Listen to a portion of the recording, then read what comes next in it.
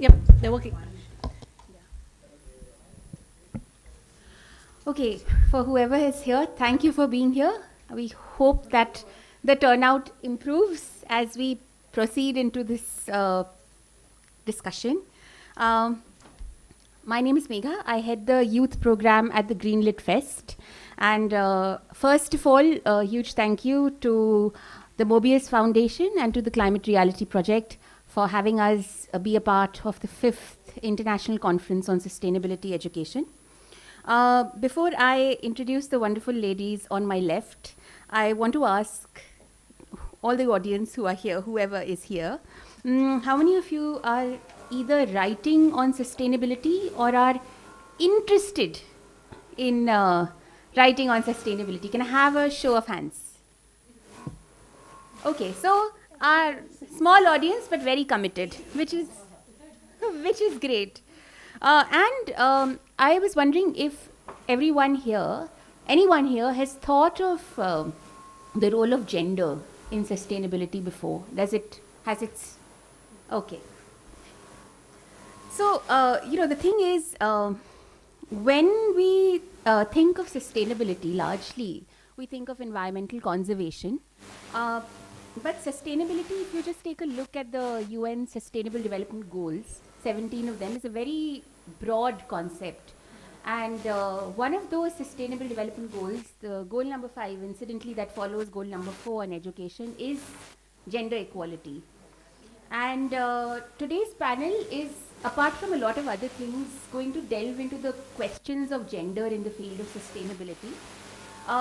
Something that connects all the panelists in today's conversation is that they are either writers or enablers of writing, and they have all engaged imaginatively with this subject, and through this panel I'll be attempting to draw their thoughts on how gender plays into their work in this field, both professionally and personally. So I'll just quickly introduce all the panelists. I'll start with Neha. Okay. So Neha is a conservation biologist, author, columnist, and a leading environmental voice in India. She heads policy and communication at WWF India and strongly believes that all wild animals deserve a place in the world. Her book, Wild and Willful, she's got a copy, explores the lives of 15 iconic Indian species, and she writes columns on wildlife and climate for Mint Lounge and the New Indian Express. Neha is an alumnus of Stephens College in Delhi, Oxford University, and Legislative Professional Fellowship, US and Australia, India Youth Dialogue. So, yes, she's got a very illustrious education and a very illustrious background, like everyone else here. Kavita here works as a journalist, and her work has revolved around recounting stories of those on the margins, from indigenous farmers to migrant women laborers. Her first book, Landscapes of Loss, the story of an Indian drought, won the Tata Lit Live Award for Best Debut and was also a GLF Honour Book last year. Kavita is a member of the editorial board of Article 14, a Logan Non-Fiction Program Fellow, an Earth Journalism Network Fellow, and her work has appeared in Time Magazine, Al Jazeera, The Guardian, and People's Archive of Rural India, among other publications. Neha Dara heads Round Glass Sustain, a treasure trove of stories on India's natural world. She has been a travel writer and editor for most of her career. Right now she's the business head at Round Glass Sustain. And she has a keen interest in sustainability and responsible tourism. At Sustain, she and her team are working to inspire a sense of wonder in India's wildlife and habitats while supporting conservation and building a compassionate community. So for anyone here, I would ask you to check out their website. It is literally a treasure trove of wonderful stories of all sorts on nature and wildlife and people working in the field. So lots of interesting content on there. Meena Raghunath has, and videos actually, I should also say, lovely videos. She's like giving me the side eye.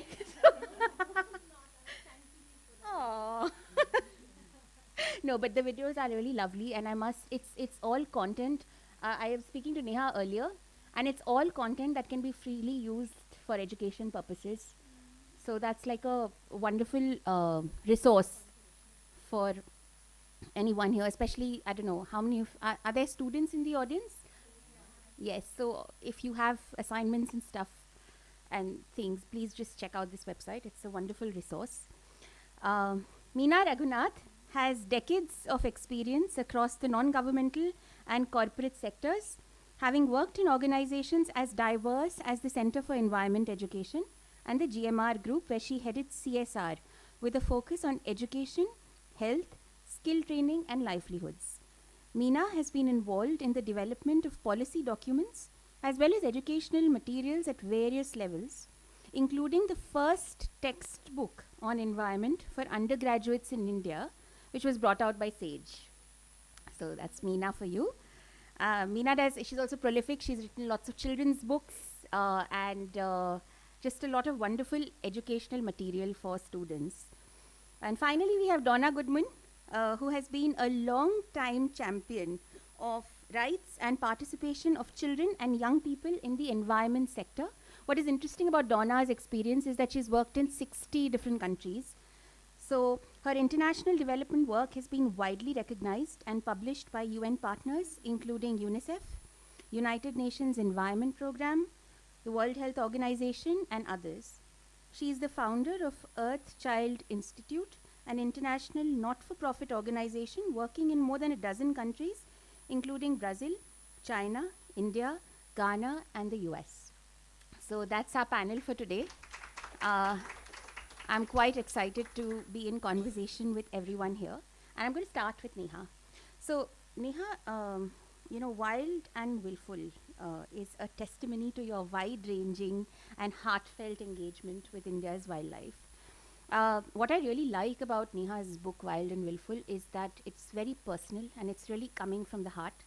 And one of the chapters in the book, The Mother of Tigers and Men, I think that's the name of the chapter, where she talks about women in and around the Sariska Tiger Reserve.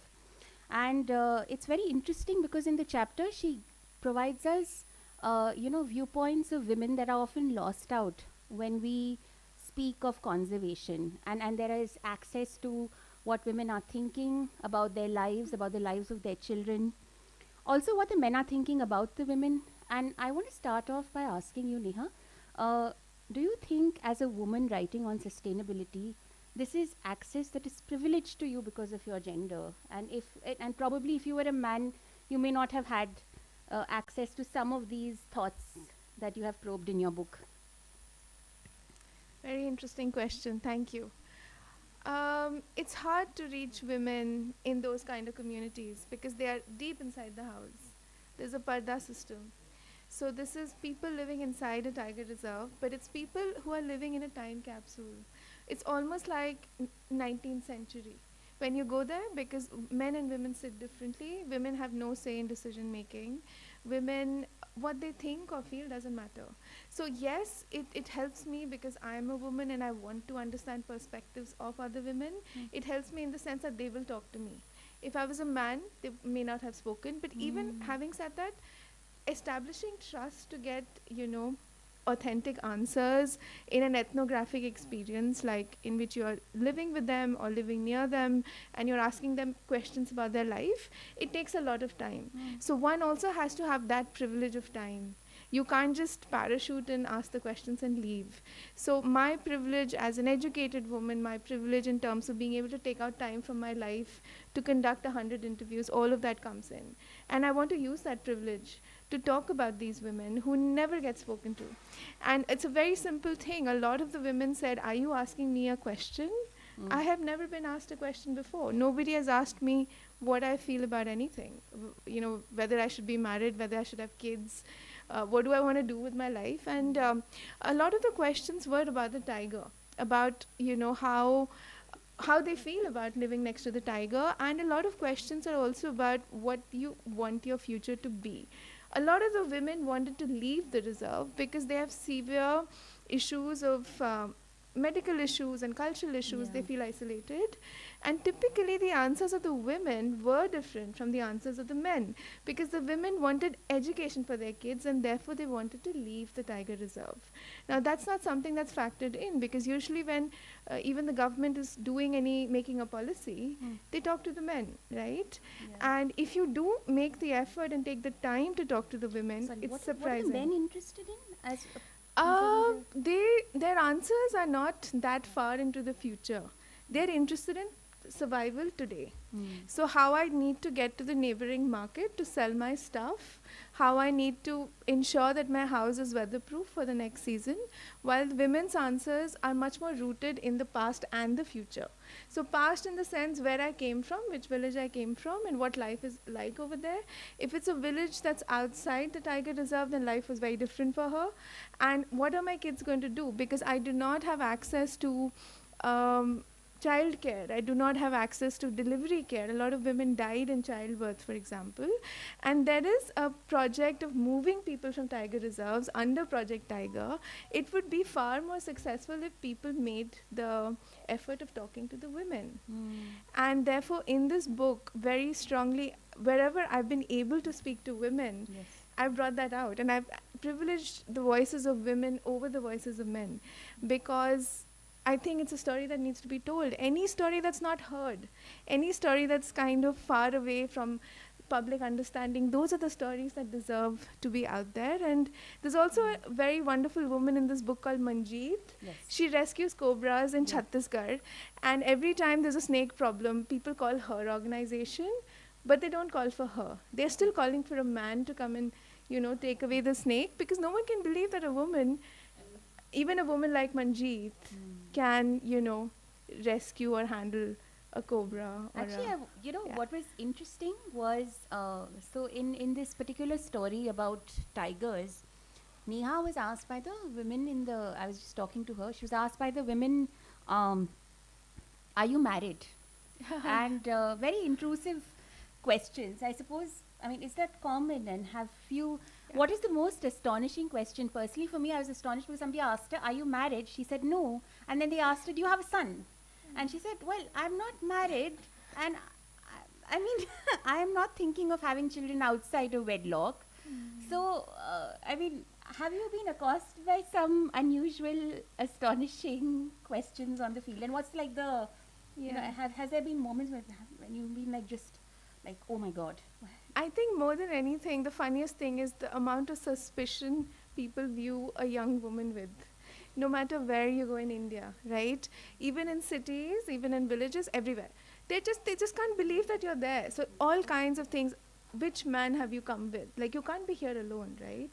So much of my fieldwork is by myself, right? And I'm sure that's true for many of us. And so if you're not there with a man, how are you even here? Like, this is not right, it's unnatural.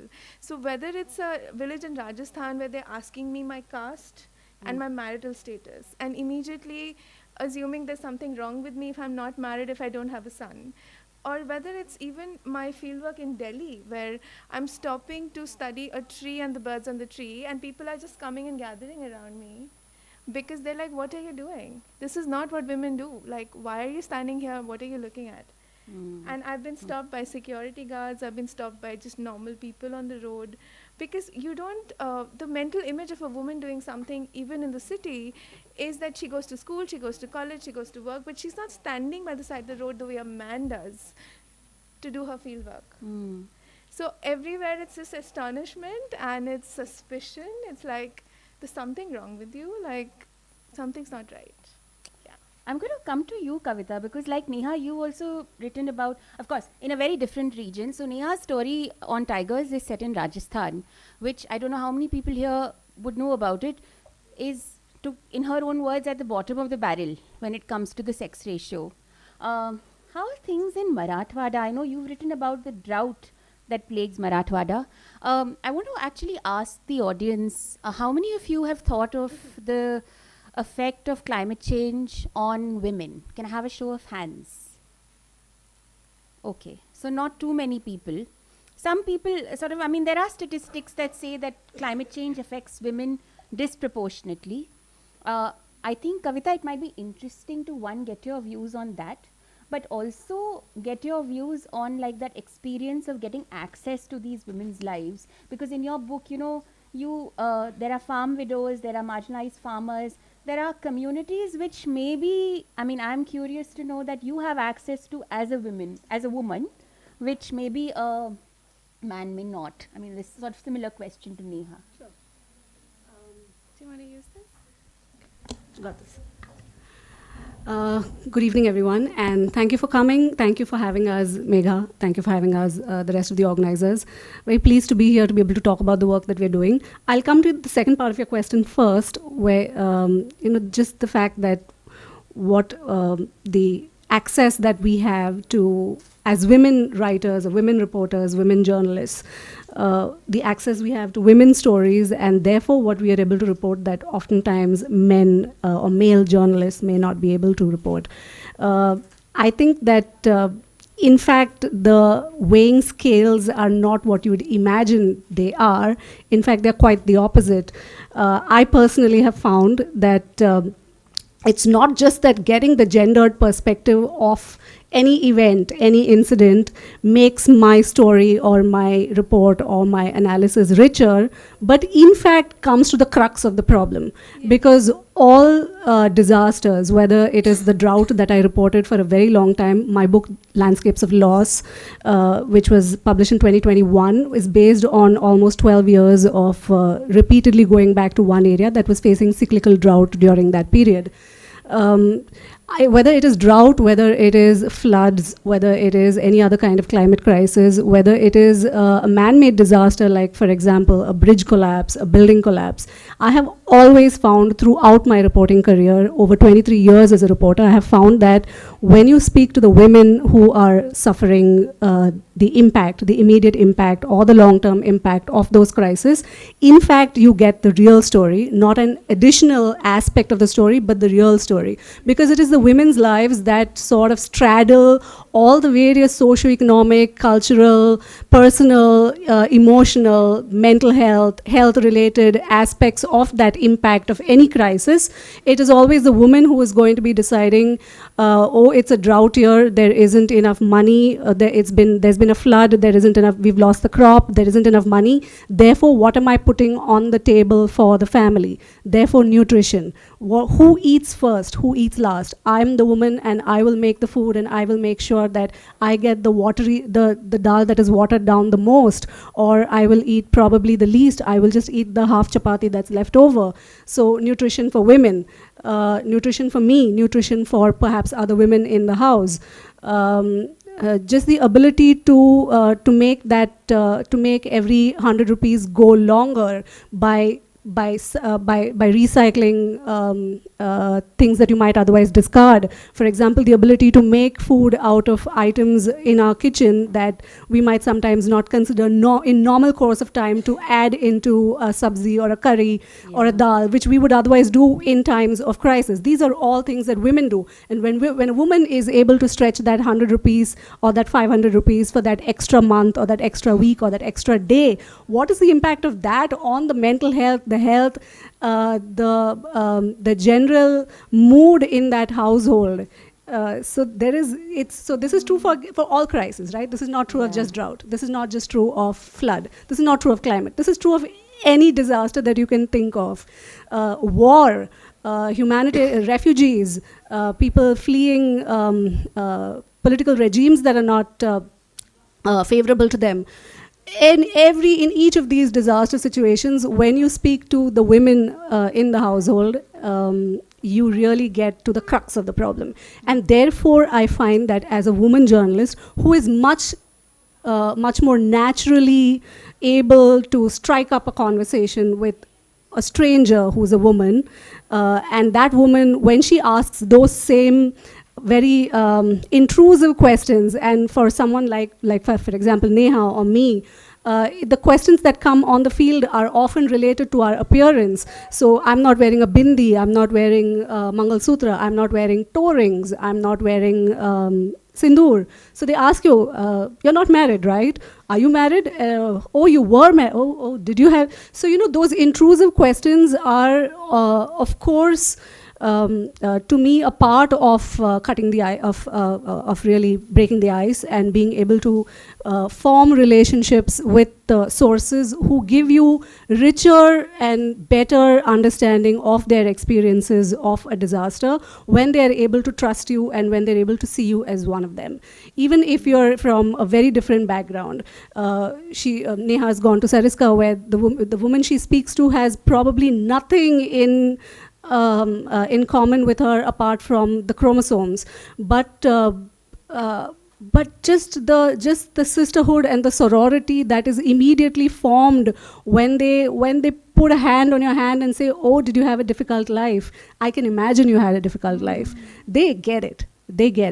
Okay, so they know what it means when you have lost a job. They know what it means when you have not got a promotion. They know, even though they don't have an education, they don't have a career, they've never been to an office, they've never had a boss, they've never earned a salary, but they understand us and we understand them in a way that men cannot. And therefore, I sincerely believe that women writers, women journalists are much better positioned to tell some stories, particularly in India, where there is a cultural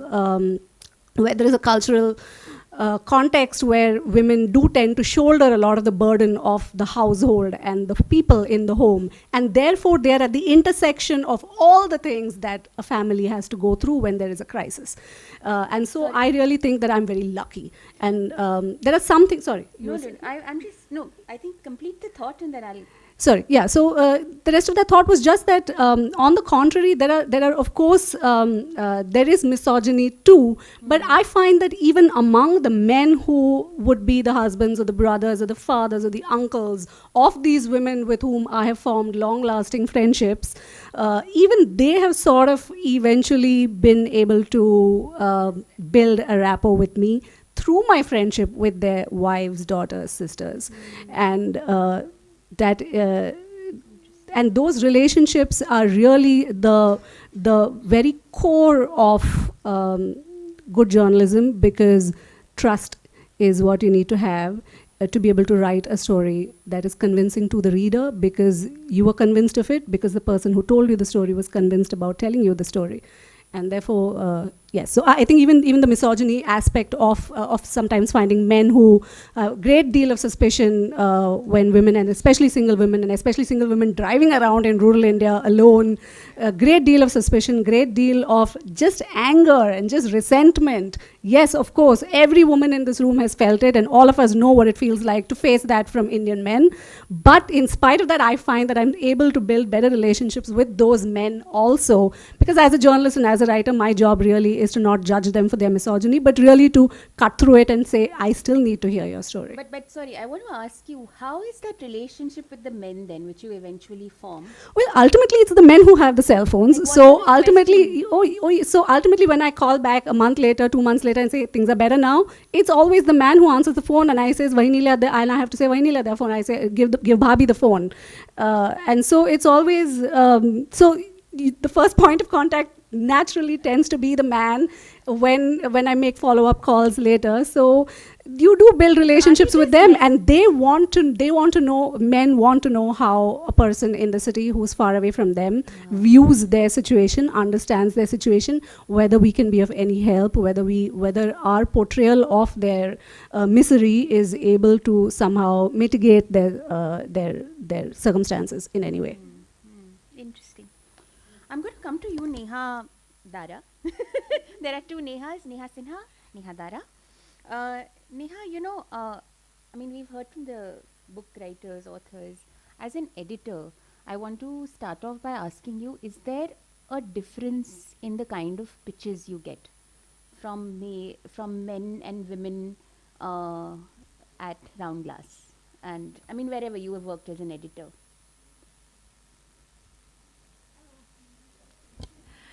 That's an interesting one. Honestly, I don't think so. I think that the women who are writing right now are not really daunted by much, right? So it's not like they're not daring to go out to spaces men would go out to. In fact, in many cases, they're far braver and they want to go, both of them, Kavita and Neha, have talked about how their gender just gives them more access. But it's not just access, it's also the fact that they're really hardworking, good journalists who use that access to build that rapport, to ask those questions, to do the number of interviews it takes to get the information they need, right? So I think that, no, I don't think there's a difference in the kind of pitches that we get. I think that Have you yourself thought at some point that maybe if I commission this story to a woman, she might be able to probably do more justice to it? I think, yes, of course, in situations like the ones that Kavita and Neha talked about, where, for example, say you're going to the Sundarbans and you want to do a story and you want to talk about food, foraging, going out, putting together a meal, there is that whole idea of access, right? And it does make a difference. So, but I think if I just look at what people are pitching, I don't see a difference per se. I guess it's eventually the result that is different. There might be insights in the final story that perhaps may not. Of that.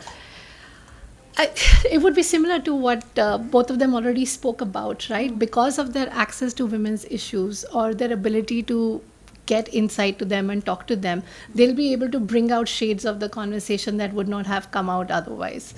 So, but I think that one of the things that both of them have not talked about, they've talked about the access. They've also talked about the fact that, when they go out, initially there is a lot of reluctance from the men as well. But once you break that ice, there is this kind of respect. And perhaps a respect that you get because you're the other. Maybe they wouldn't get that respect to the women in their own communities.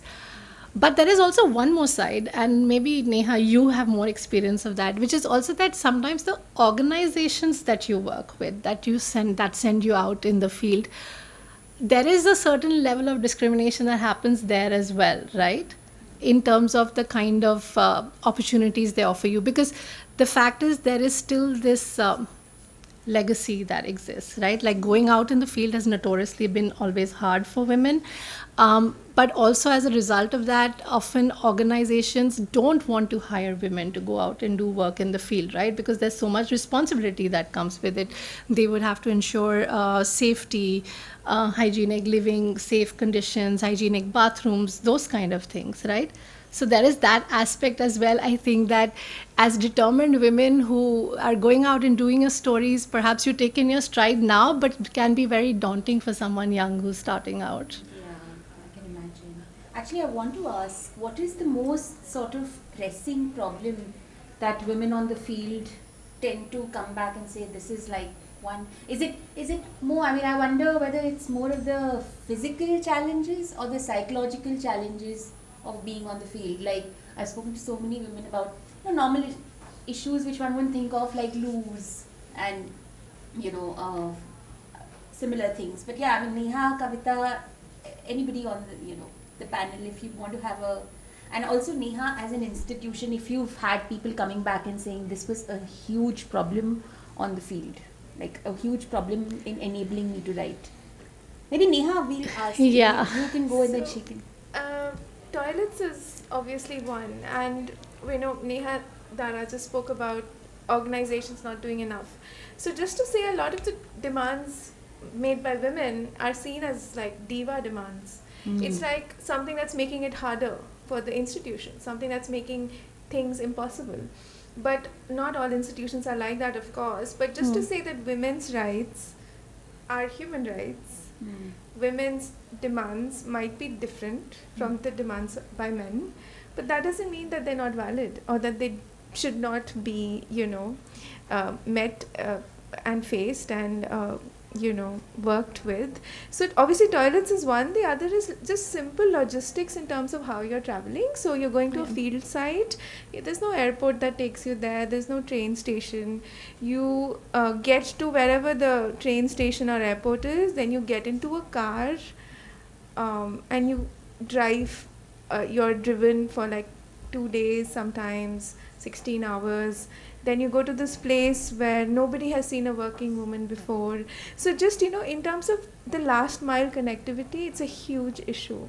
You have to be safe, right? And this is not something that just can be thrown, to the woman to do.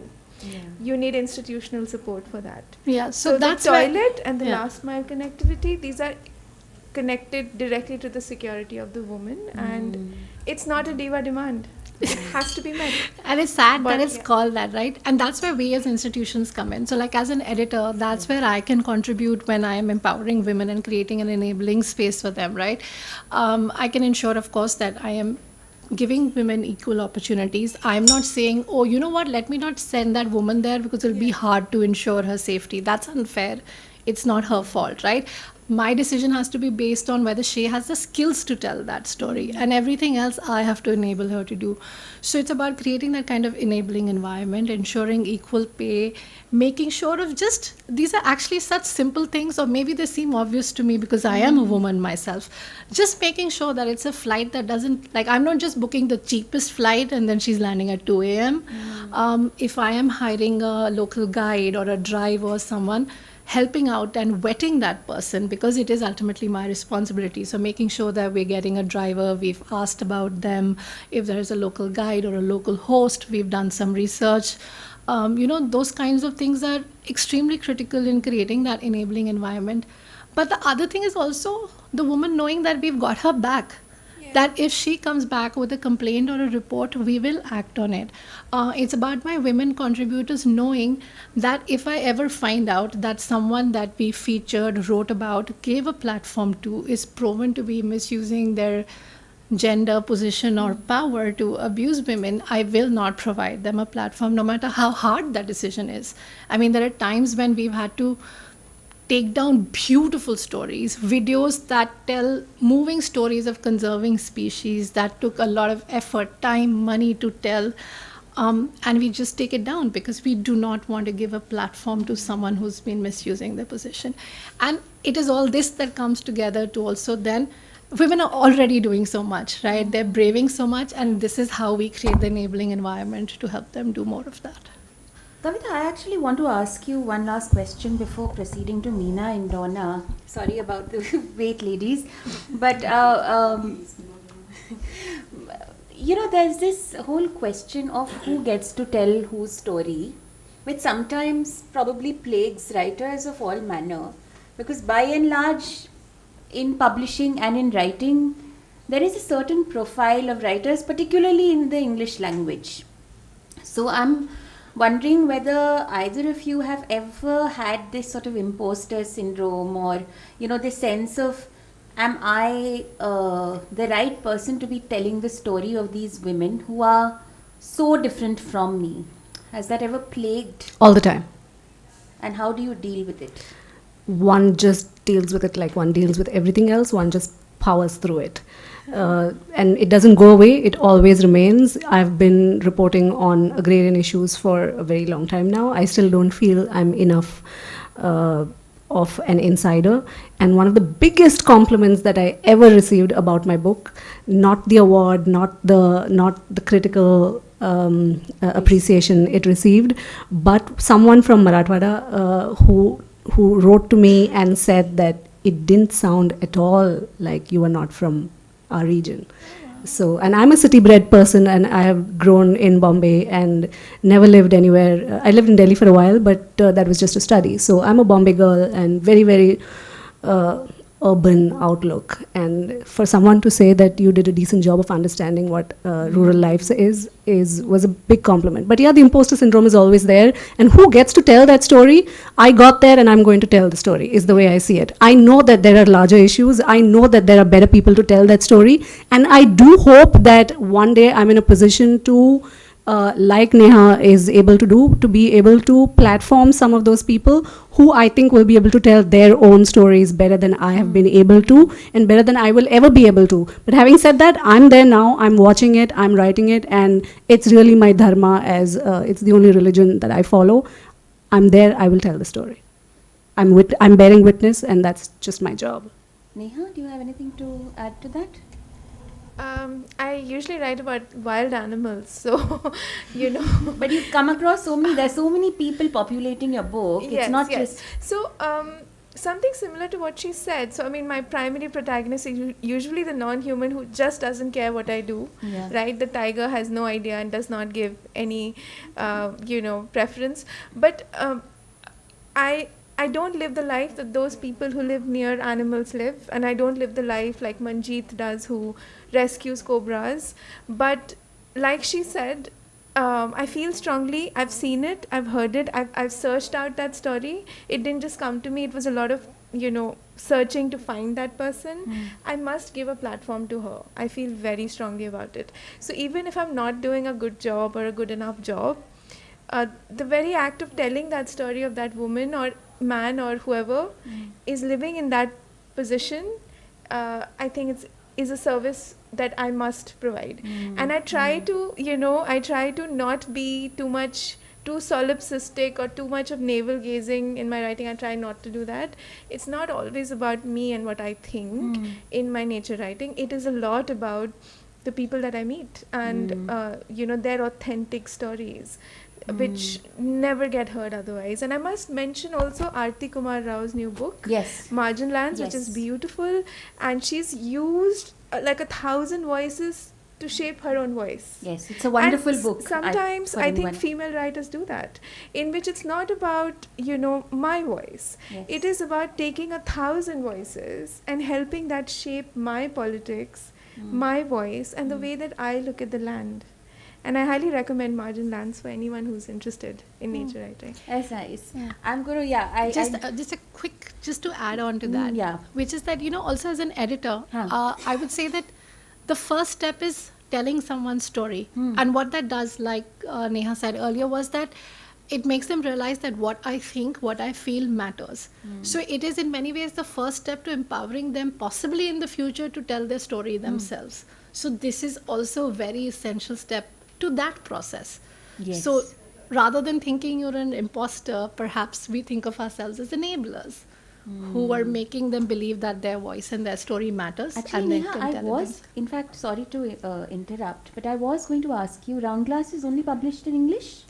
So the films, we try to do it in multiple languages. With text, it's much harder. So when we feel that there is someone who we can reach to, an organization, for example, we've done a lot of work in the Sundarbans with organizations on the ground. So then we translate, because everybody's working with very tight budgets and we have to prioritize. Because the films reach more people, we translate into many languages so that the stories can reach the people, so that they can hear their own stories and feel empowered by them as well. Is there- That my story took this form, and that means languages like Khasi, Bengali, Lovely. Marathi, Gujarati, Sikkimese, all of them, as many as we can. That's really nice. I'm also just curious to ask if sometimes you have tried to. Do you work with is there a constant attempt to maybe try and find an own Local voice? voices, very much. Again, we try to do that a lot with the filmmaking, because writing is a little harder, right? But with the filmmaking, we've worked a lot, and we consider it also a way of mentoring local talent and putting money back into the local economy to fuel further documentation. So it's all a loop. But we work a lot with people who are based in the region, because they have so much more knowledge and insight also. So we benefit a lot with working for them. But also then in the process, we're helping them upskill, helping them tell their own stories better, market them better, shape them better. And then, of course, when they pay, inevitably, they put it back into doing more work. And there's so many other organizations like that. So I volunteer sometimes with something called Voices of Rural India, which is really just helping rural people tell their stories. And it's a very interesting thing where, say, an editor works with a rural writer and helps them tell their story and shape it. So it involves them putting it down, but a lot of conversation and mentoring in the process. So then they're building that skill. Lovely. So I'm going to come to Donna and Meena now. Sorry. Conversation is fascinating. No, but I think it's important to also look at this from the education perspective, and both of you have extensive experience in that area.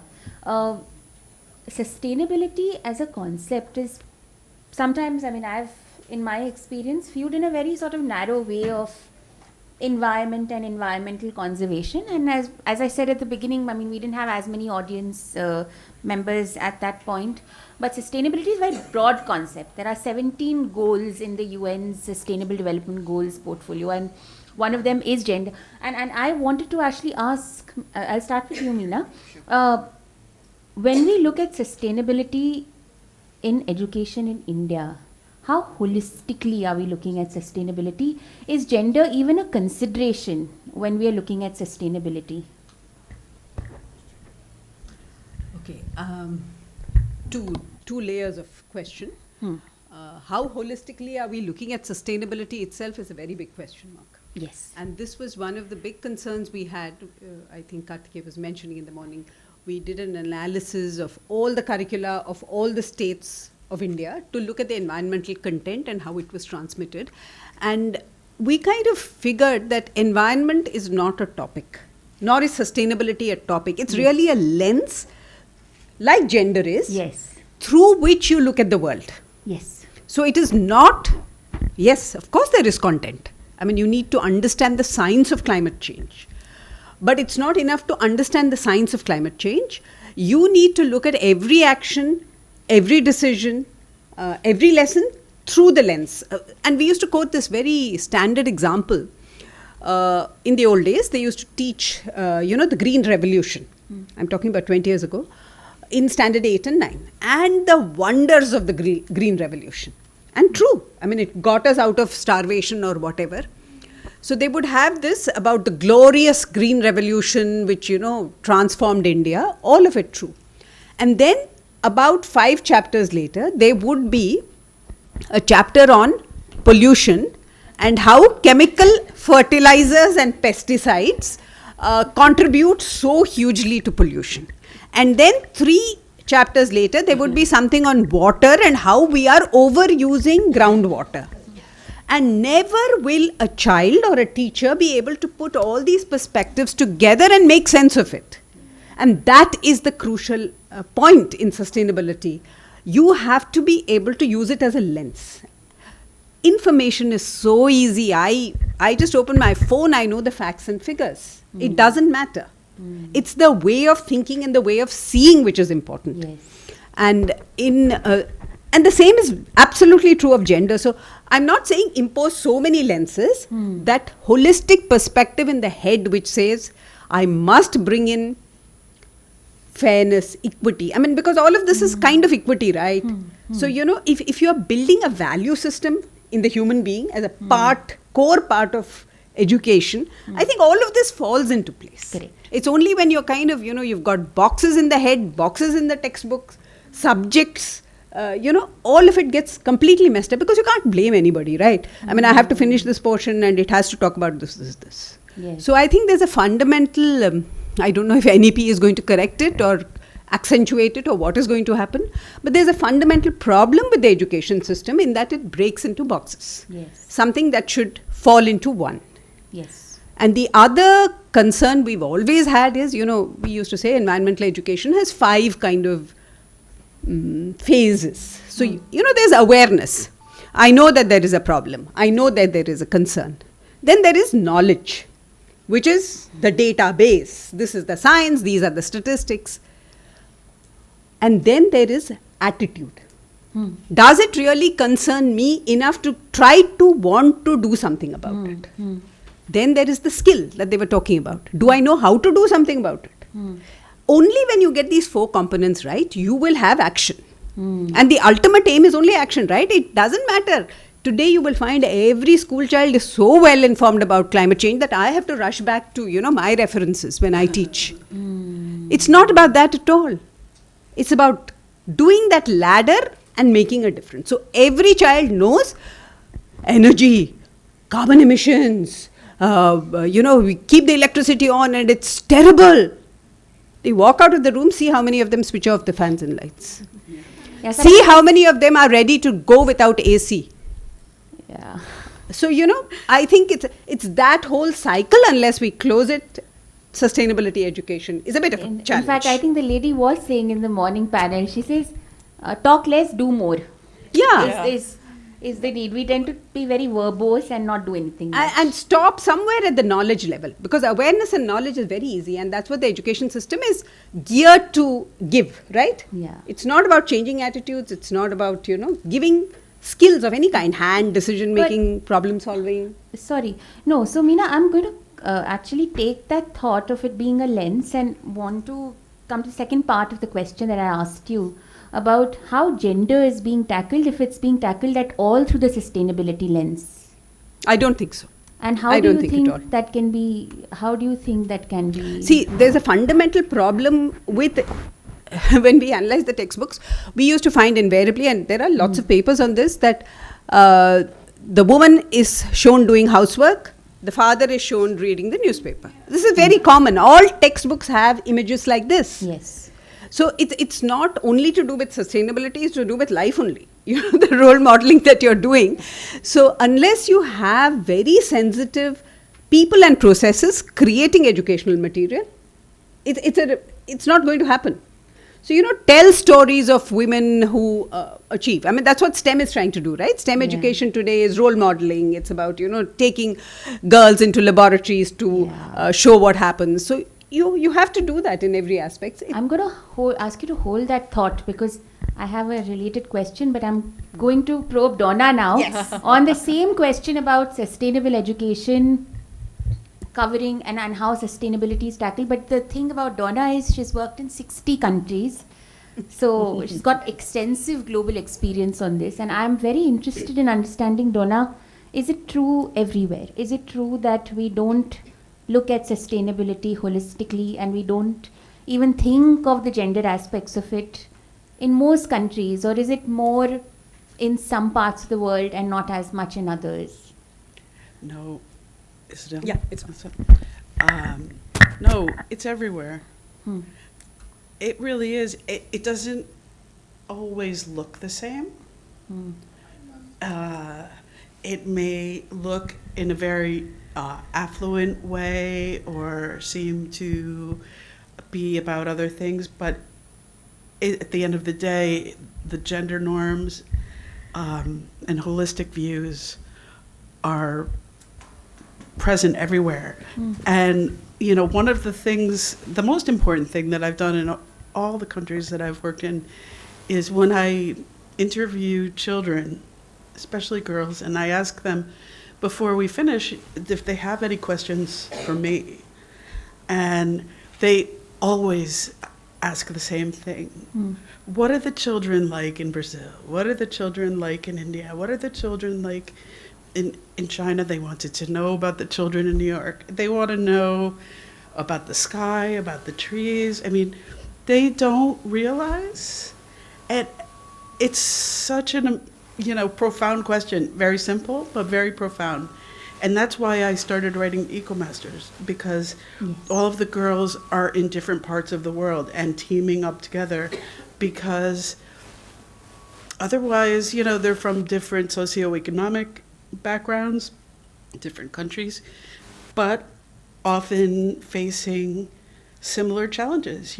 Strong parents in one way or another. It may be in poverty, it may be in wealth. These things happen. And I'd just like to say one thing more before you go on with another question, because the question of the lens that we see things in reminded me of my first work at the UN and the first book. I went to the UN with rainbow glasses and magnets to show that the energy, what we see is not really what is there. And so if we asked everyone in this room what color is the light, what do people say? White, yellow, right? But then they put on the rainbow glasses and you see the millions of colors. So then the question becomes, are the colors always there, or is it just the way we look at things that changes? And actually the colors are always there, and it's our eyes that don't see it. And that is, it's simplified, in a more holistic way, but it's really the truth of what happens in the human condition. everywhere. And sustainability, after so many years of working in the UN and in policy areas, it's really a jargon word. If you go somewhere with regular people, if in the building where I live in Florida, if I said, this is where you're going, a conference on sustainability education, what does that mean? Nobody knows. Like, people just don't know. Oh, environmental education? Great. That's interesting, isn't it? Because the environmental movement actually originated in the US in the 1960s, the modern environmental movement. Obviously, so I'm just curious about why the lack of awareness then. And also, I think there's this whole sense, I think sometimes, Excuse me. I've lived in a couple of different places, and there's this sense, one, do you agree that countries can be very insular, particularly the larger countries? Would you like some water, Donna? I've got some, thank you. I'm sorry, I can't No, talk don't worry about it. much. Are they insular in terms of not looking enough or working with a lot of preconceived notions about what other countries are? And if there are preconceived notions, I mean, in my own experience, I find there are certainly preconceived notions between the East and the West, and our ideas of how those societies are in either side of the world. But as somebody who's worked in both sort of geographies, if you could shed some light on, how gender issues are viewed, in these different geographies, and if there's really, if you say that the difference isn't too much, then and it's different, it's there, but it's different. How does it vary? It varies even by state. Never mind countries, in some more liberal areas, people have more awareness. Let's say recycling. Now we come to find out that the recycling doesn't even really happen in the United States. Yeah. So it was fabricated by the plastics manufacturers in the 70s. A lot of it just goes to China, went to China, now it goes to other places. We really don't know. So much that we don't know. People that are most aware of what's going on are not very aware. Myself, I walk my dog, they put pesticides on the lawn like a couple times a month. I don't know when I'm putting her in danger just by these things. So it seems rather simple, but it's actually one activity that I did very often with children, and it's in a couple of the books, is to see if there's enough water to go around. So we take a gallon jug and give all the children a little 3-ounce cup and let them pour as much as they want. And then you end up with, maybe 10 children that didn't get any. And then they have to talk about it. And I find that the more that we can show them why it matters to them, the stronger the message is. It's exactly what Neha was saying. Yeah. What does it have to do with me? If it doesn't have anything to do with me, then, why do I really need to do it? I mean, I've been recycling since the 70s. It's like heartbreaking. Yeah. But, what you would see even in a supermarket in New York is vastly different than what you'll see in a supermarket, let's say in Alabama. Never mind, Uttarakhand or Mumbai, or, So I think the more different we are, the more we're the same. Yeah. That's something, that's something which is always worth pondering. I'm going to give your throat a little bit of a break, Thank Donna. you. and Before we have an emergency. No. I mean, I'm going to come back to you, Meena. Yeah. In terms of institutions, what is interesting, and you said that there aren't enough people who are looking at issues like, are we showing children, or are we showing readers a very gendered way, a very gender-biased way of looking at the world. I mean, I was talking to Neha earlier on, and also a lot of other discussions which I've had with people working in this field, is that at the root of the problem is the fact that most enabling institutions do not have enough women decision makers or enough women sensitized enough to be looking at these. So I want to ask you whether, I mean, how true is that?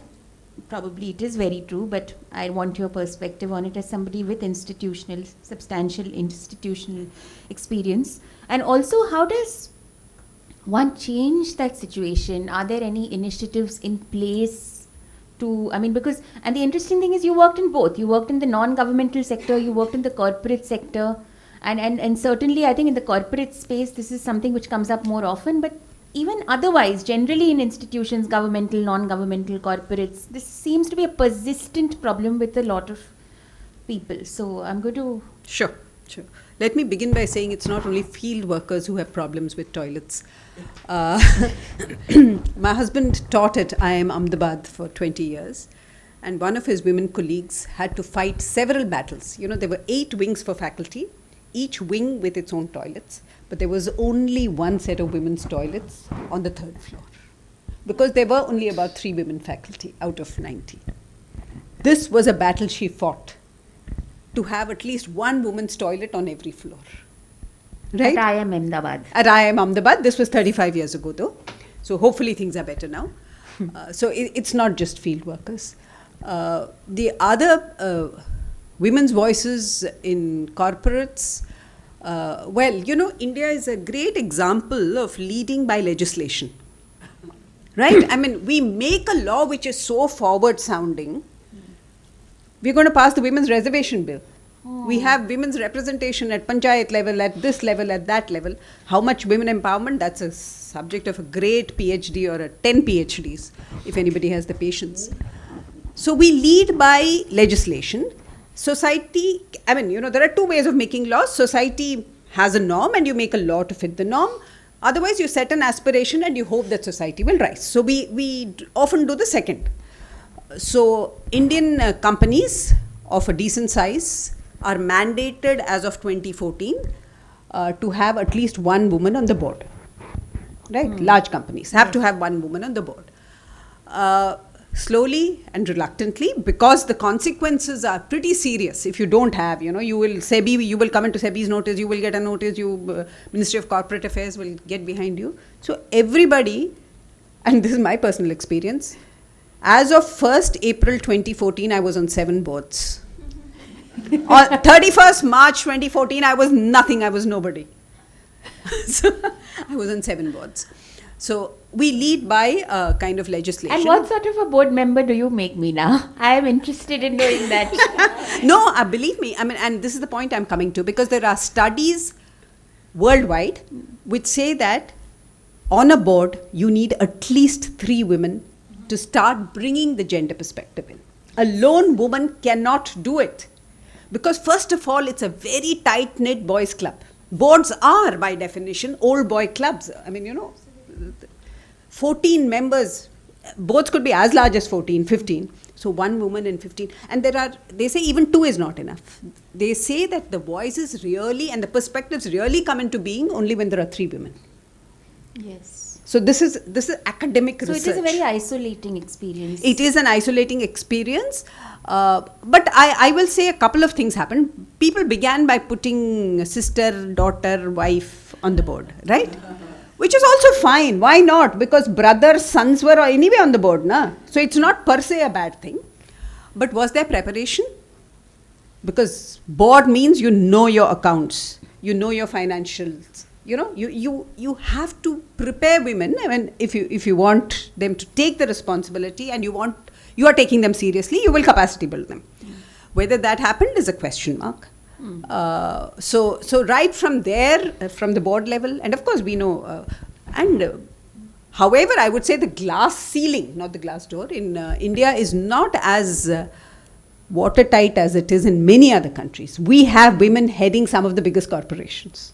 Yes. I mean, we had ICSE, we had SBI, I think one of major public sectors. So, you know, especially the government, how many women secretaries you see? So there is a system where women do get up, whether they, and this used to be a question, interestingly, nobody here may remember Indira Gandhi, but this used to be a question asked. You had a woman prime minister, did it make a difference to women? It did not. She did not particularly pass policies or laws or develop programs for women. Yeah. She was so busy being the only man in the cabinet that she didn't really care about the women. So yeah, it takes time. You still have, we used to go for school openings, this, that in the villages, because I worked in CSR. So one day I said, this is a woman reserved panchayat. Why is there a guy here to cut the ribbon? So they said, Madam, he is SP. I said, what, SP? What is SP? So they said, Sarpanch Pati. So the Sarpanch Pati is the face. He has put that woman up because she is it's a reserved constituency. So I think it's women have to fight once they get that opportunity.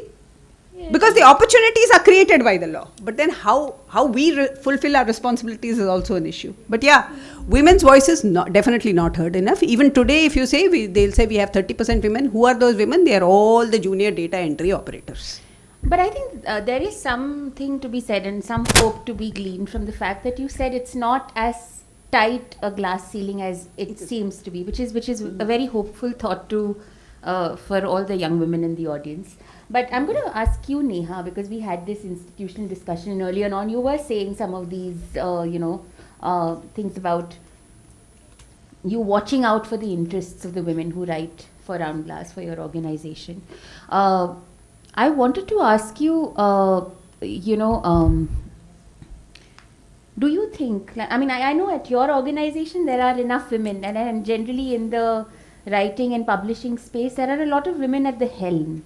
But do you think that there is something which is probably exclusive to some fields, maybe? And we were privileged in publishing and writing fields, and maybe that's not true. And I'm sure you have to deal with a lot of people from a non-writing, space and a non-publishing space. So, yeah, I just wanted to also say that part of the problem also is that look at the people who attended here, right? It was mostly women, right? Like 95%. So these are also considered women's issues, right? Like it would be so nice to have a few more men here so that they were just like, oh, these things bother my friend, my wife, my sister, and maybe I can just keep it in mind and take a decision, being more aware next time. So that is part of the problem. And yes, it's definitely a field thing. I think that there is a certain stereotyping that even men are subject to, right? Even they are tasked with being the bread earners, like in the traditional thing. Women are at home, men are out, they're working. So our field perhaps is also privileged because it is not so well paying a field, writing, conservation, don't really run households per se, right? If we were a single income household. And that's why perhaps there are more women there. Even now when I say look at my office and I look at departments like, sales, marketing, finance, they are largely driven by men. I think law is one of those other fields that has seen a lot of women in it, and that's really nice, right? But yes, there is that gender skew that exists. So is yeah. it changing? Do you see it changing a little bit? Yeah. I'll ask you also that question. Is it changing? It's changing. It goes back to what she said, right? About that the glass holding ceiling is not as easier. Getting to the top is easy, but the Maintaining. bulk of the women do not feel very empowered within an organization. And it's the same thing. Yeah. How many women are there? So now eventually if I look at all the different things that happen in a company, there are 10 kind of different things, like, maybe there's content and marketing and sales and tech or whatever. Eventually how many women are there when the 10 leaders sit on a table? Decision. Is it less than the 3 that she talked about that you need? Yes, that's certainly, that's I'm going to actually, I see some men hidden away at the end of the, after what Neha said, I want to ask what prompted you to attend this session. I am so curious. I wanted more men probably because they also need to listen to this. I think at least one is handling the camera.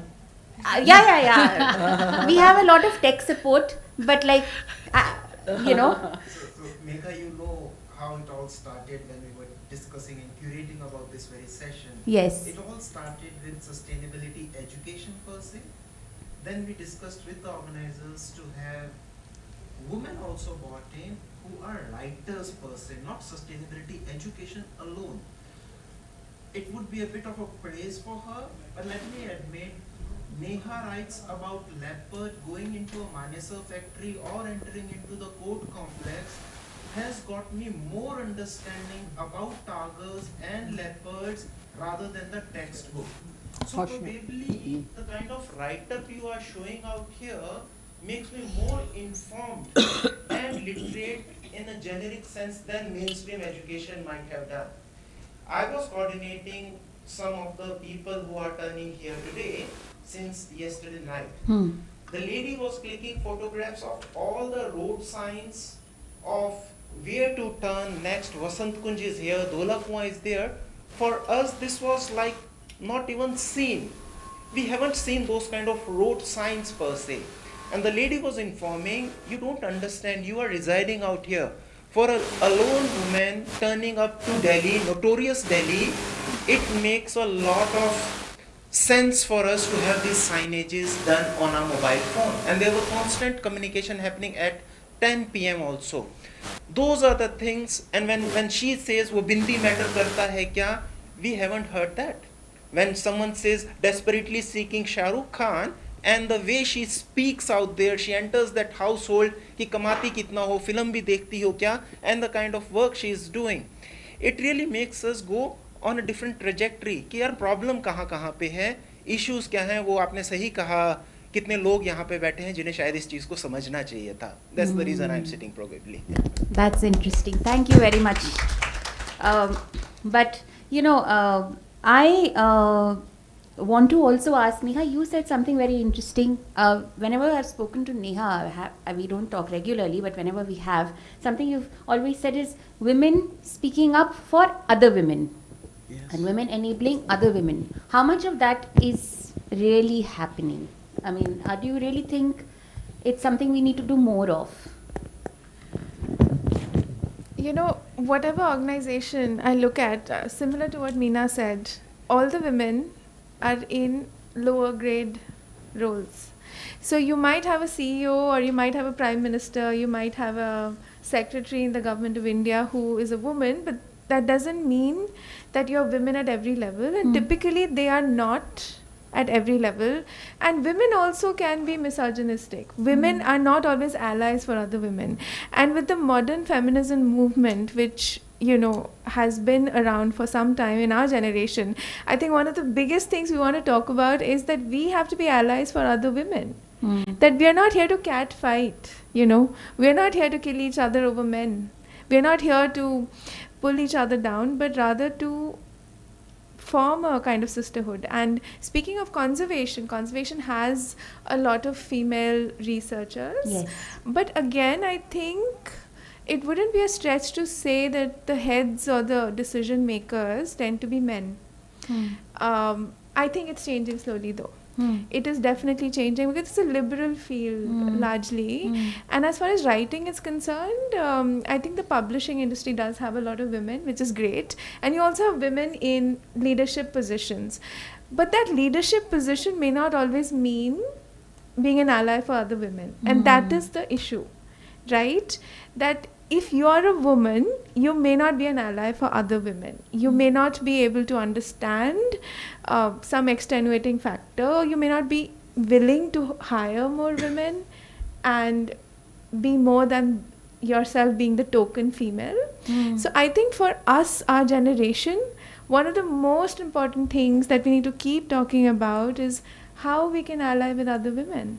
I mean, you know, I have actually, I was talking to somebody and they said something very interesting, probably not in the best light possible, but they said it's because opportunities for women have historically been so sort of limited that when one woman is rising in an organization, she's plagued by so many insecurities that she always fears that if I champion another woman, maybe she is going to get away with more. than me. I mean, So- just speaking for myself, I just like women way more than I like men. I like spending time with women because I find them rich and complex in a way that men are not. So for me, my whole life is not just my work, right? It's also important for me to form relationships at my workplace and also outside my workplace. So it's okay. I mean, you might rise more slowly or whatever the issue may be. I think we're also here to live a life. We are living in a society. We're not living in an economy, right? Even though the capitalists would have us believe that it's just an economy, our state is just an economy, but it's not. It is a society, and we need people like Bhavesh to come to the audience and talk about what he learned from his female colleague last night, and we need to talk well about each other as well. Another thing in this generation that I see more of is, how do you talk about someone when she's not in the room? And you're talking about her well, that's a great thing for feminism. Right? It doesn't necessarily mean we are always making opportunities for each other, but just to talk about each other in a way that's kind, in a way that's understanding of whatever she is going through in her life. I think that is a huge shift from the whole narrative of we have to be at each other's throats all the time. So it's a constructed narrative, you think? Actually, Yeah, you know what? Let me take that question to Kavita and Neha. Neha, why don't you go first? Yeah, because it kind of takes off from what she was saying, that, about women being allies and making room for each other and thinking, well, so, in the workplace, it also translates to this one other thing. Like, I've heard recruiters say, I just have a genuine problem. I want to be feminist and hire women, but the problem is the men in their life are not feminist. So every time the kid is sick, she will take chutti, her husband will not. Her husband is sick, she'll take chutti.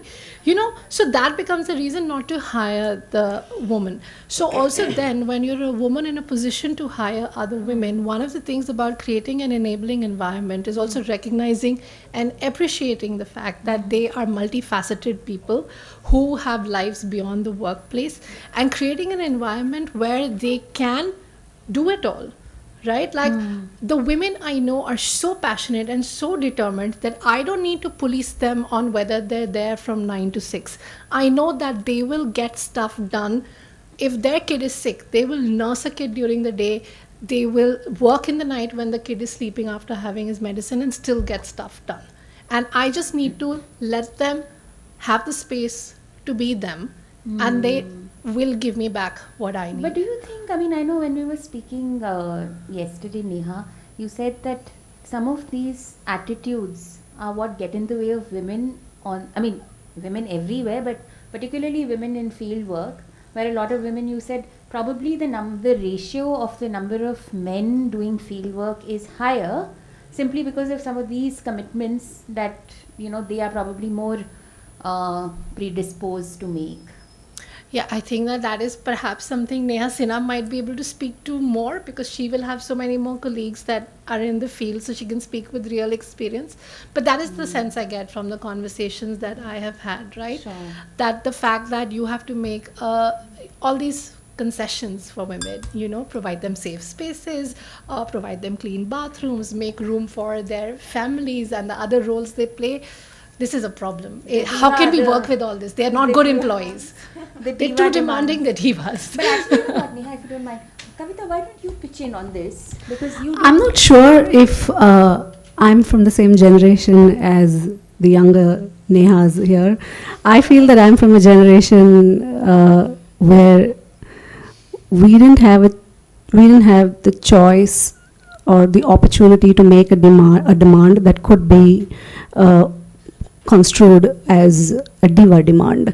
So I think a lot of women journalists in my generation just sort of powered through it, and so I'm no longer young, and I still managed to do some of the things that younger women today are more likely to say they won't do, because they want better infrastructure, better services, better support systems.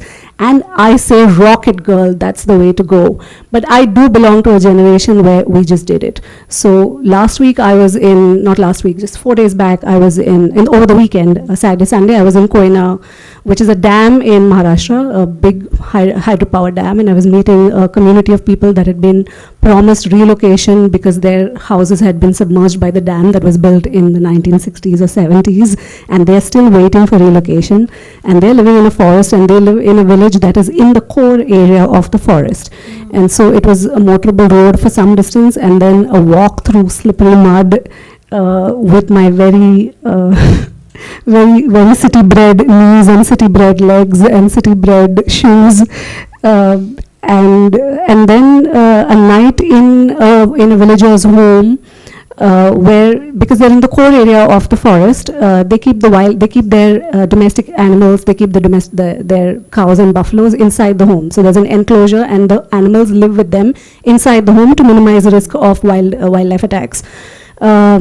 And so all night I kept hearing the buffaloes emptying their bladders repeatedly, and you just keep hearing the sounds, and you hear the sound of frogs because it's monsoon, and you hear at 4 a.m. the rooster began to call out, and I was up and I couldn't go back to sleep, and then finally I had to nudge the woman of the house awake and say, I went to the loo yesterday morning, and I really need to go. And so she came with me, sorority, she came with me, she told me where to go. It was out in the open, it was in the field, but she told me where I can get a bucket, where I can get water, and she took me there. And I think that, these are things that as an independent reporter, as an independent journalist, I don't have an organization where I can say, I want better support. I don't have the option. But also I feel that I'm from a generation where, you just sort of, you just did it, and I feel that there's some positives of that. You just become very, very hardy, and very amenable, very adaptive, very easily adaptable to all kinds of situations and circumstances, because you just need to get the job done. Very, very sharp focus on getting the job done. But I do firmly believe that younger women who are asking for better, who are demanding better, and who are demanding A, that they get better support, and B, that they also be equally favored for these jobs where there may not be a toilet, or there may not be clean toilets, or there may not be water supply, or there may be, for example, during COVID, a lot of offices, a lot of newspapers began to send the men out because it was the hotels were closed, the guest houses were closed, the restaurants were closed. You send a journalist out for 5 days on a trip. Where is she going to live? Where is she going to stay? Where is she going to pee? So you don't think about those questions when it comes to a man. You just think he'll do his business anywhere. So and there were women who fought to say, no, we will go.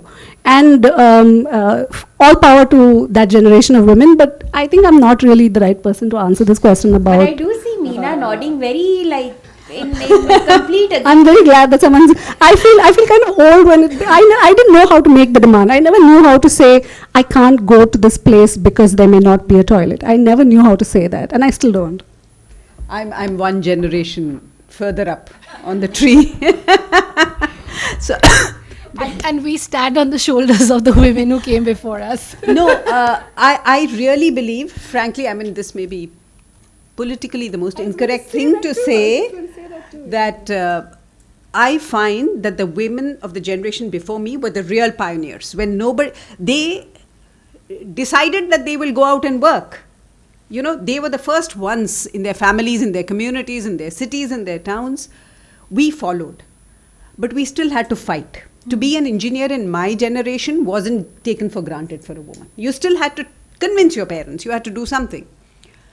But today's women, and I, have worked with a lot of educational institutions, and also as part of CII's Women's Wing in Hyderabad, we used to go into IT places like Wipro and all and talk to women. Sorry, we found the girls quite wimpy. They were not ready to stand up and fight. The way that the generation before us had fought, more minor fights, but we did fight because we had to fight. But things have probably become so easy that they've never fought. Yeah. What has come. So now they take it for granted. And the conversation was all around, my mother-in-law will scold me if I go home late. We didn't say this when we were young. We jolly well stayed as late as it took. Why are you talking about mother-in-law in this day and age? So, I find a kind of disconnect. The women who are fighting, the young women who are fighting and going forward, and that's true of also all youth. Those who are doing well are doing phenomenally well, better than anybody in the world. But the ones which are getting left behind are really not fighting their way up. That's what I would feel. Neha, I think you want to. Yeah, you want to respond. Good. Yes. So it really depends on the sector, Yep. right? In wildlife conservation, if an organization is making a field station, you have to have a toilet for women. So this is not about parachuting into a village and asking the villager to give you a toilet. You're setting up a base, you're setting up a field station, you need to account for the fact that women will also come there. Women need ways to dispose of menstrual pads, or they need water to wash their cups, etc. So it's very sector specific, and again, to say without trying to hurt the sentiments of women who have fought, right? Not everybody wants to live life like a cowboy. Not everybody wants to be fighting the whole time. And institutional support is essential, right? So if an institution is building something and not considering the women, whether it's an IIM or whether it's a conservation organization opening a field station on an island, which happens all the time, the question is not of whether I can fight. The question is, what are we doing for the women? And why should the women not be considered when you're making the building or making the whatever field station? So, I mean, I don't know about women who don't fight or are not interested, but to make that basic thing, like No, I said, I'm not talking from the institutional perspective. I'm talking about individual girls. No, I understand, and I'm not trying to counter you. I'm just saying that it's also true that everybody doesn't want to be fighting every step of the way, and I would want to make it a little easier for women who don't want to be activists, or women who want to go there and do her wildlife research as well as she can. I want to be able to give her that path. Perfect. Yeah. I mean, CE put up an interpretation program in Kana in 1988. Hema Karkaria was the exhibit designer, the major exhibit designer. She had a 4-month-old baby. There was a child care person sent along with her with every provision, because Kanha in those days, if you went in, there was nothing you could get. I mean, from, whatever the baby needed, from medicines to this, everything was. So I'm not at all denying. I'm saying institutions, yes, of course they have a responsibility. My fear is young women in some sectors, maybe IT and things like that, where it's so routine, are not grabbing the opportunities that are there, that we, had to fight for. And they're dropping in their laps, and maybe they're not grabbing them. It saddens me. I think you should hold some workshops for them. Maybe you could Yeah, we help did. We used open to. their eyes. We used to. I mean, say that, listen, the world is out there for you. Yeah. Just go out and conquer it. So I'm going to now come to Donna. I hope your throat has been well rested. No, but I want to actually ask you, Donna, we've had a very animated discussion here. But I want to ask you how, you have mentioned that we are all different, but we are all the same in many ways. How does that apply to much of what has been spoken here in terms of gender issues that prevail in sustainability, like in many other fields? And as a sort of, also, I think what's interesting is I want your opinion as somebody from a different part of the world, which is an opinion that we don't always get to hear. Yeah. I am very much in agreement with a lot of what's been said in my generation. It was, we did have to fight for a lot of things, and I have 2 daughters who, one of which is a fighter and the other of which is a little bit more of a homebody. But I think, I don't know, that it is, sorry, it just went right out of my head, but I think it has to do with the particular girls. I mean, I've worked with girls everywhere. Not as much perspective as women. I mean, I've seen, as I told you, women teachers who are boxed out of conversations and circles. Like, one of the things that I noticed right away when we had less people in the room, you wanted to make a circle. Women want to make a circle and talk to each other and see each other. And I think that that's, even if we've had to fight, that we are listeners and communicators. Yeah. And yeah. One other thing that I've noticed, because of being at the UN in New York, women are not the greatest advocates for children's issues. It's very interesting. You know, when we do intergenerational circles or intergenerational dialogue, you see more giving and taking. But if you're asking women, you know, some other things, they will automatically talk about their needs. If you're asking, you know, are the girls in your place, you know, getting a good education or having, you know, they will then talk about themselves as parents, as their job. So I think there's things that we all need to do to, you know, because we've all been girls. And what I've seen is like, you know, most of the most, you know, challenged women had difficult times in adolescence. You know, that wonderful child, girl, has had problems. So that's what I would say.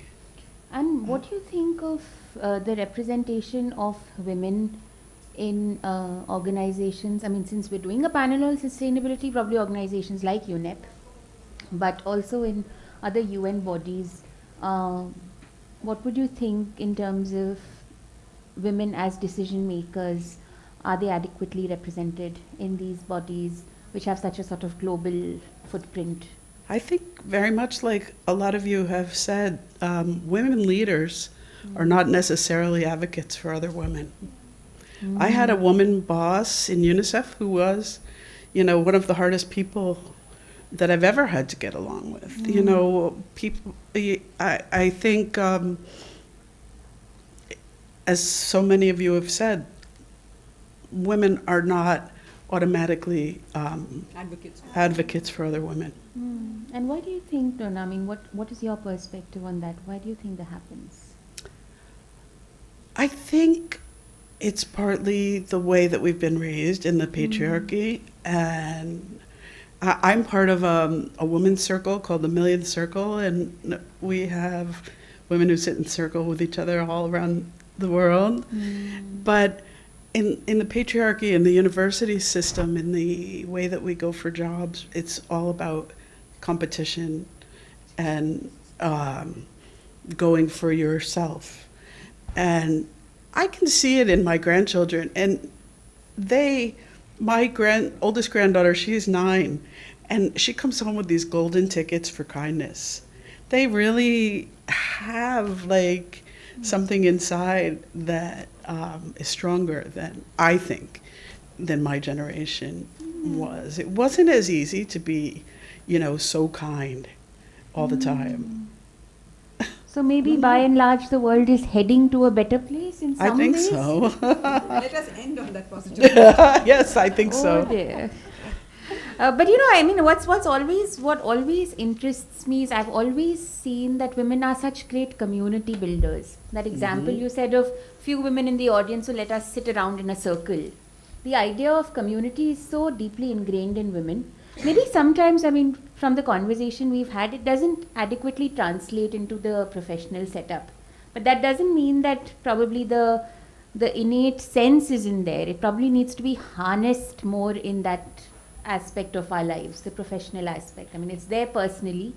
Maybe it needs to be harnessed more in the professional sphere. And I think that will only come if we give women more opportunities in every field, so that nobody feels like they're being left behind. How much time do we have? We have.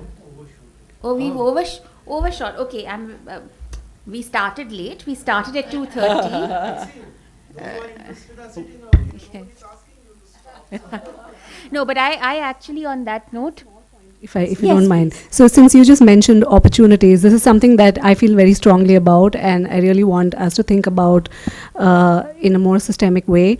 Also ties in with a lot of things that Meena was just saying, and that I felt earlier about women from a previous generation having had to do the fight that we then sort of grew on. What is happening in the climate crisis today is that women will not only be disproportionately affected, but will also be the first to lose livelihoods. This has already happened, and I have written about this in my book. The women laborers are the ones who don't get work when there isn't enough work to do. So there is only this much farm labor to be hired, so the men get hired, the women don't get hired. Now this is true for every other sector and for every other kind of work in an agrarian setting in India today. So the women then have to do SHGs, they have to form self-help groups, have to form other kinds of micro business opportunities, try and take micro loans.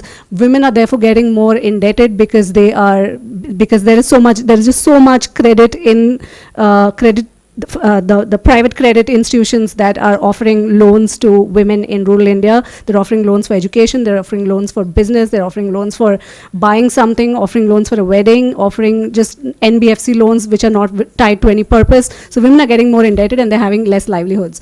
And when we look at this from a slightly wider perspective and we say, will this affect all of us in the cities at some point of time, it really makes me think about the fights that Meena just spoke about and whether or not we have done enough justice to that legacy.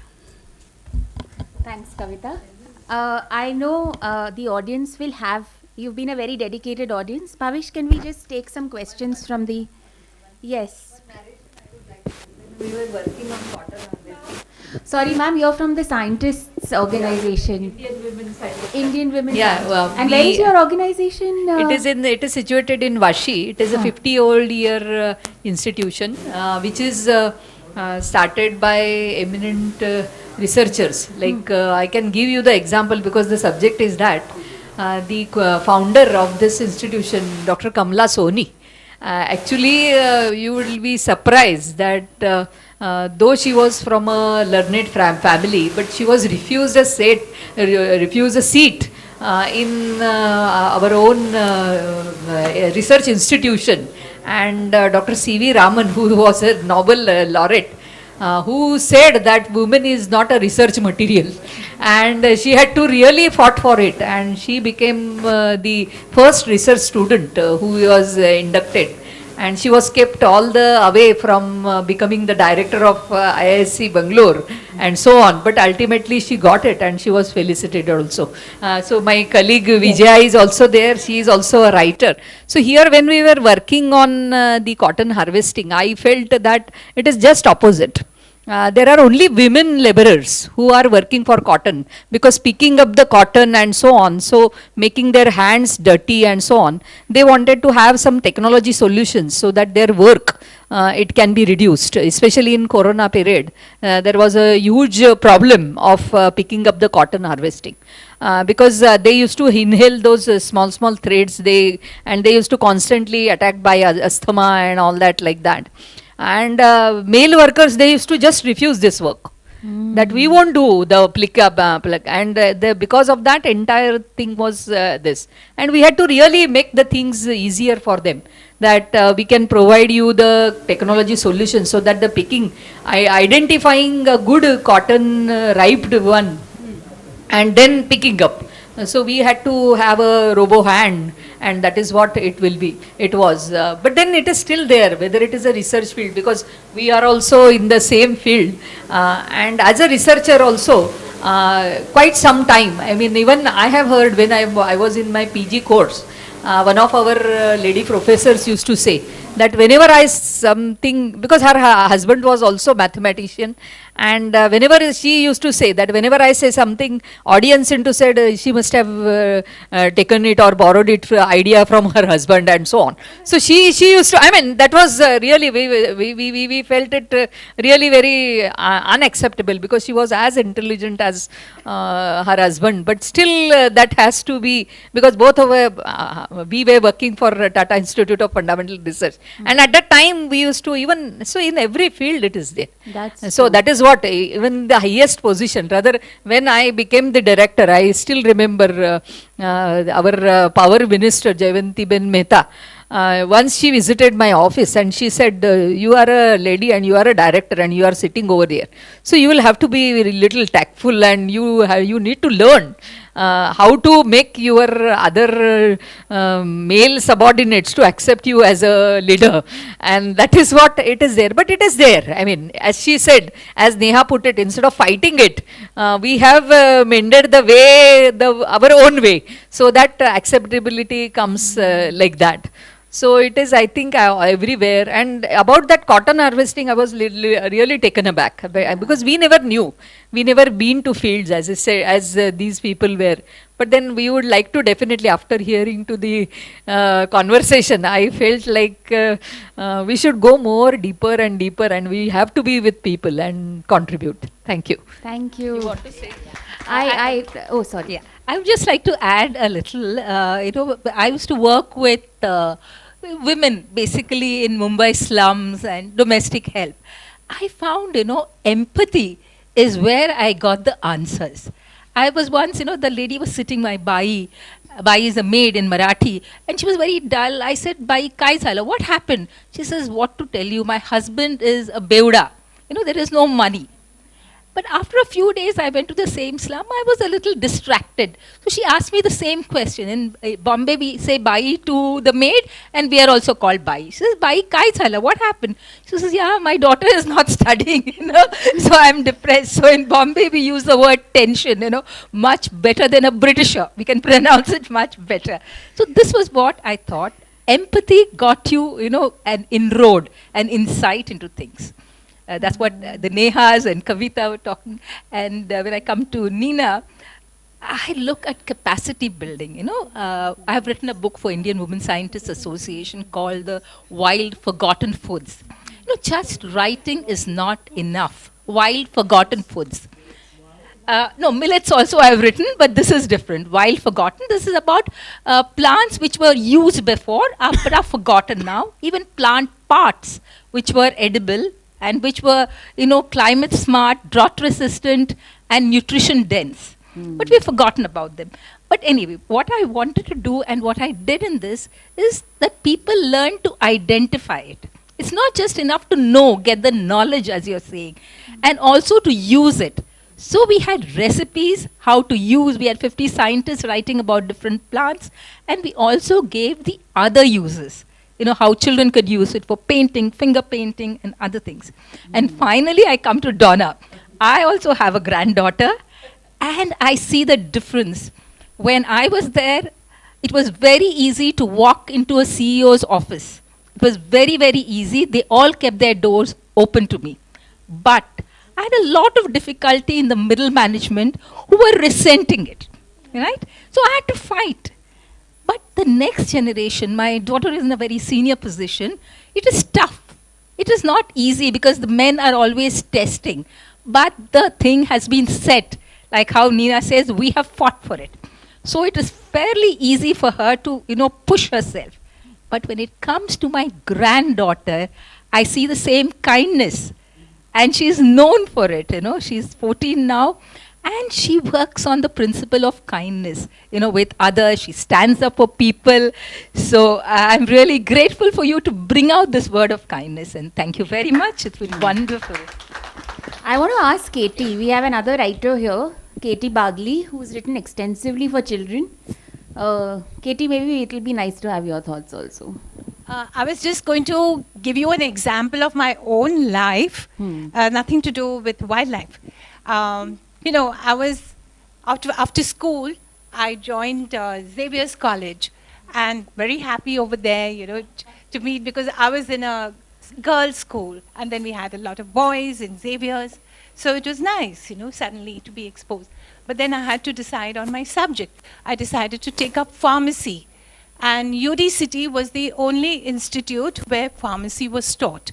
So I joined pharmacy, with a big aplomb and all that. But then it was a total culture shock. because there were such few girl students over there, and the boys would behave as though we were some rare species, women. When we enter the canteen, they would start looking, staring at us and whistling. And, I just couldn't stand it. So I went and told my father, I want to go back to Xavier's no matter what. But my father said, at least you complete this year of pharmacy, and then you do what you want. So I managed to linger on, finish the first year of pharmacy, and I went back to Xavier's, and very happy over there. So, community to community, there is a difference in the attitude of, how men look upon women. In Xavier's, nobody, stares at you. They treat you as equals. I mean, you're all young, and, we have the same interests. But in a pharmacy college, it was, my gosh, I just wanted to hide myself. Yes. Thanks, Katie.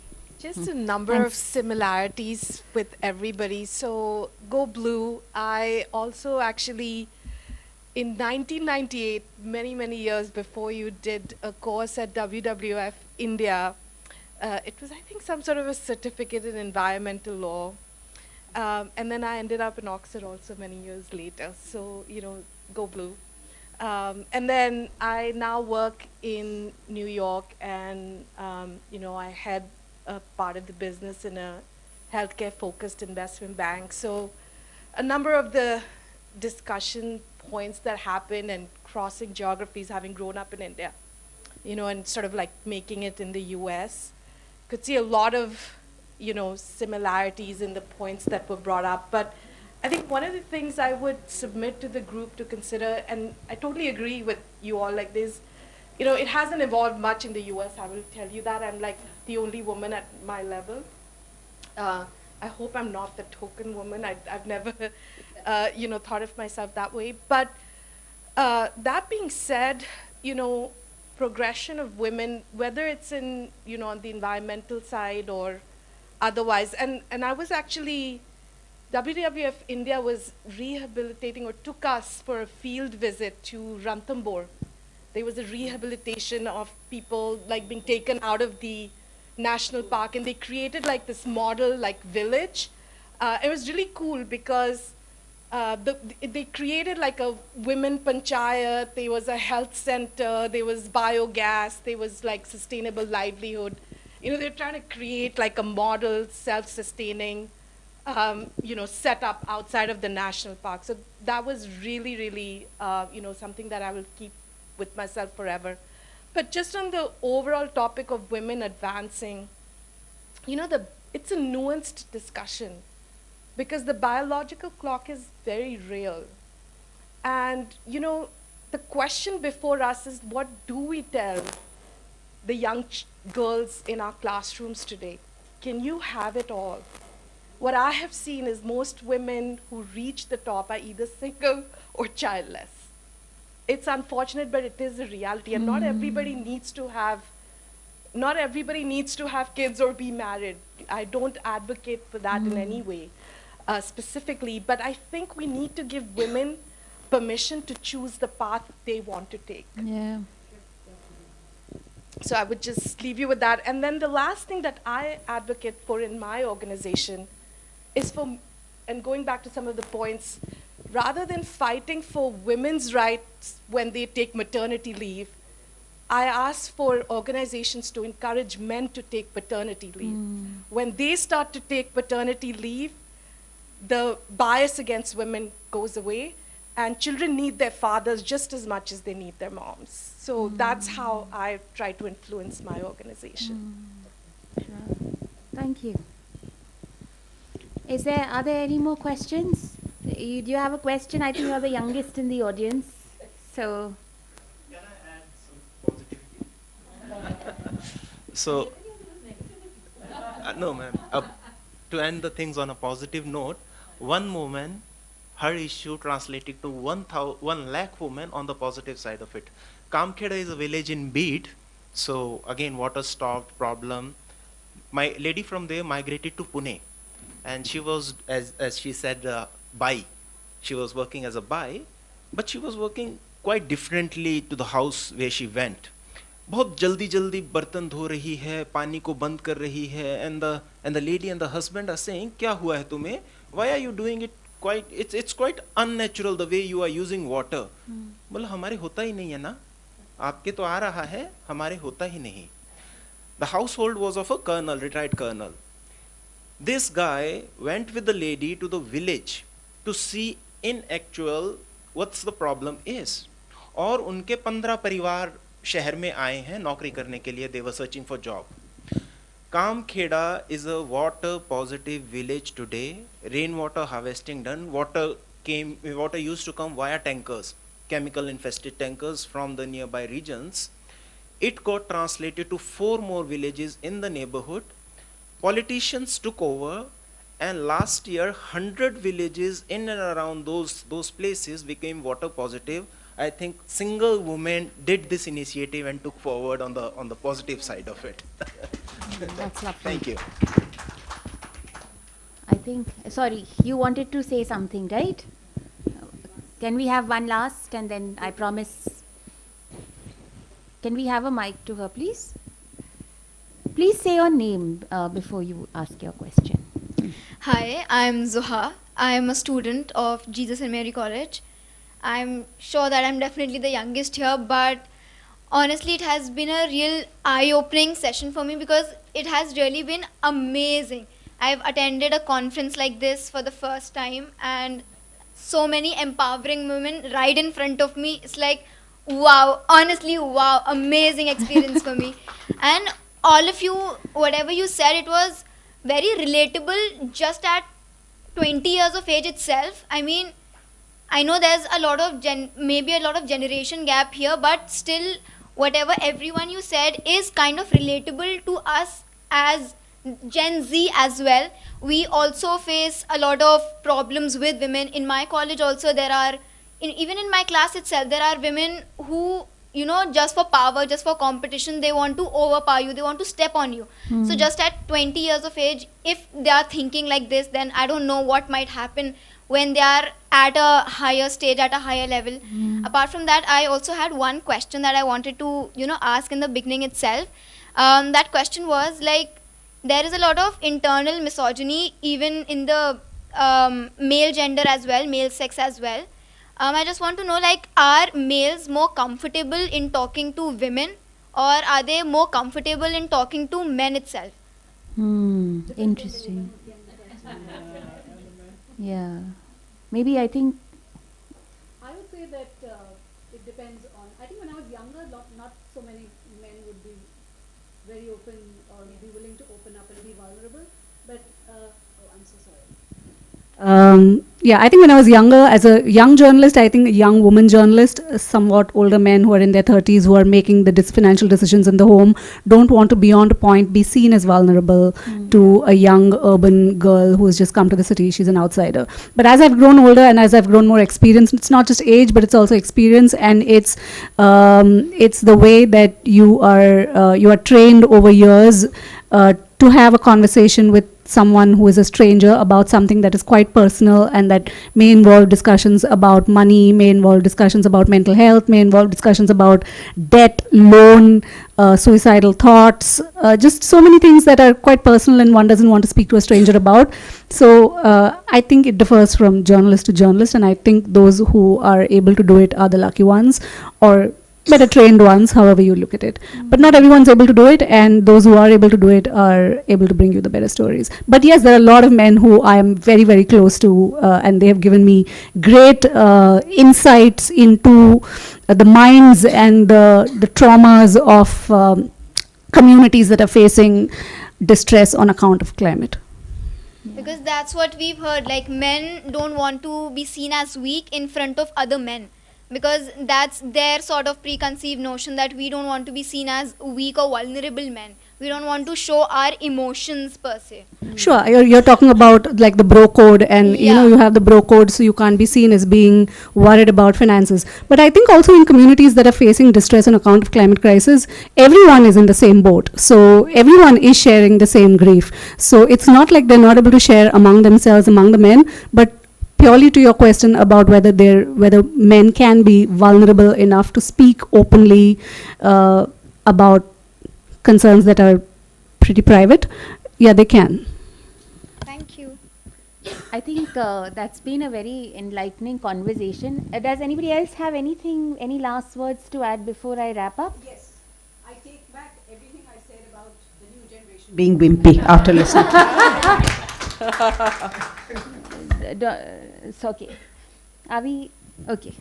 So thank you, everyone. Yeah, no, I just and you can then. No, I just wanted to say that, it started out as a discussion. The title of this panel was Women Writers in Sustainability. But I think when you have writers, when you have people who enable writing, people who have their imagination so closely tuned into this world, I think the variety of inputs is always sort of expected to be rich. Yeah. So I'm just glad that, I've really enjoyed being in conversation with the 5 lovely women on my left. And I hope it's been likewise for all of you. We've taken up a lot of your time. Thank you so much for sitting patiently through this. A small but engaged audience is always wonderful. And, before I was showing Neha's book, this is Donna's book, Eco Masters, A Planet in Peril. Kavita's book isn't here. I wish I had a copy now. But on the Green Lit Fest social media pages, you can find the books by everyone here, Meena, Donna, Kavita, Neha. And for Neha Dara, you please go and check out her wonderful website, Round Glass Sustain. And yes, I think you wanted to... One small request. Yes. There is one book which is written by my colleague Vijaya. So I think in the KT and Vijaya. So it will be in the hands of these fantastic women writers. If it is can be unrevealed, they will be. We are so flattered.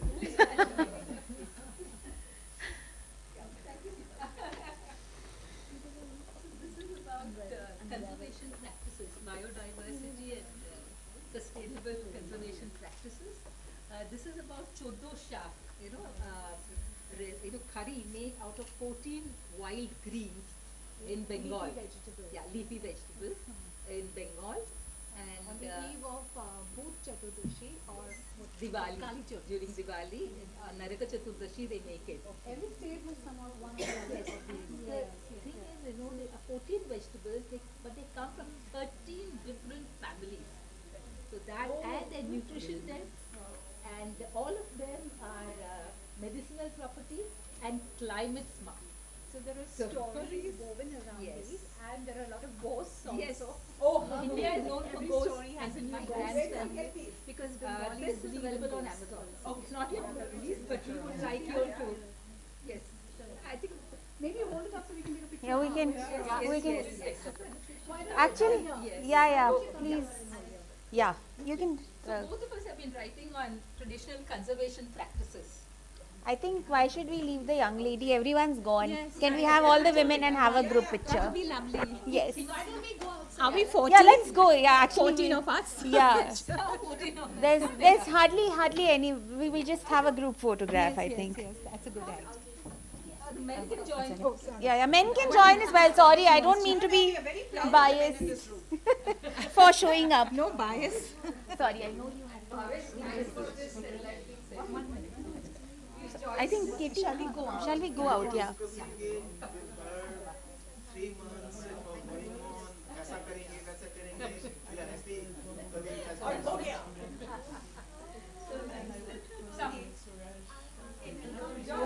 हम सभी आ जाएंगे.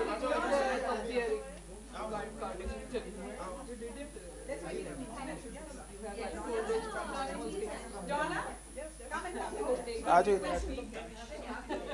आज इधर आ जाओ. पीछे आना पड़ेगा. पीछे आना पड़ेगा. So that when it goes to 60 countries.